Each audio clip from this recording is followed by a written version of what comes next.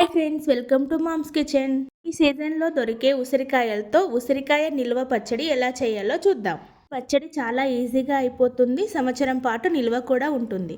నేను ఇక్కడ పచ్చడి కోసం 1/2 కేజీ ఉసిరికాయలు తీసుకున్నాను. వీటిని వాటర్లో 2-3 సార్లు బాగా కడుక్కొని తడి ఏమి లేకుండా బాగా తుడుచుకున్న తర్వాత వీడియోలో చూపిస్తున్న విధంగా ఘాట్లు పెట్టుకోవాలి.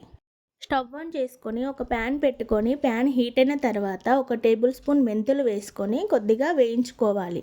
అవి వేగిన తర్వాత 1 టేబుల్ స్పూన్ జీలకర్ర కూడా వేసుకొని ఫ్రై చేసుకోవాలి.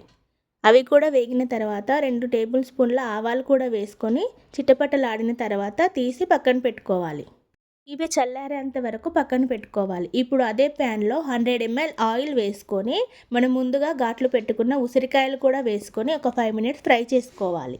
ఉసిరికాయల్లో యాంటీ ఆక్సిడెంట్స్ ఎక్కువగా ఉంటాయి. ఇది రోగ నిరోధక శక్తిని వృద్ధి చేస్తుంది. ఇందులో విటమిన్ సి కూడా ఎక్కువగా ఉంటుంది. మీరు కూడా ఇలా ఒకసారి ఉసిరికాయ పచ్చడిని ట్రై చేయండి, చాలా టేస్టీగా ఉంటుంది. ఉసిరికాయలు ఫ్రై అయ్యాక తీసి ఒక ప్లేట్లో పెట్టుకోవాలి. ఈ ఉసిరికాయల్ని చల్లారేంత వరకు పక్కన పెట్టుకోవాలి. ఇప్పుడు అదే ఆయిల్లో పోపును ప్రిపేర్ చేసుకుందాం. ఇందులో ఒక 7-8 ఎండుమిర్చి, దంచి పెట్టుకున్న వెల్లుల్లి 10-12, 1 స్పూన్ ఆవాలు, కొద్దిగా ఆయిల్ చల్లగా అయిన తర్వాత 1/2 స్పూన్ పసుపు వేసుకొని ఆయిల్ చల్లారేంత వరకు పక్కన పెట్టుకోవాలి. ముందుగా మనం వేయించి పెట్టుకున్న జీలకర్ర, మెంతులు, ఆవాలను కూడా పౌడర్ చేసి పక్కన పెట్టుకోవాలి.